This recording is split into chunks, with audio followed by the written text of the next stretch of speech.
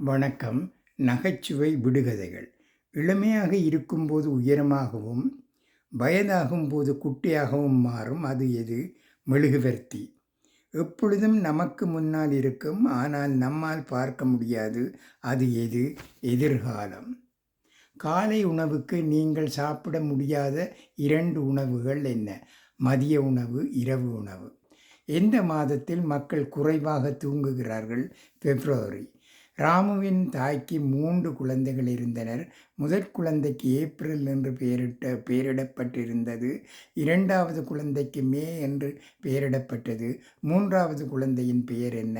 ராமு.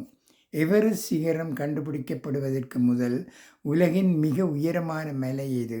அது இன்னும் கண்டுபிடிக்கப்படவில்லை. உலகம் முழுவதும் பயணம் செய்யக்கூடியது, ஆனால் எப்போதும் ஒரு மூலையில் இருக்கும்.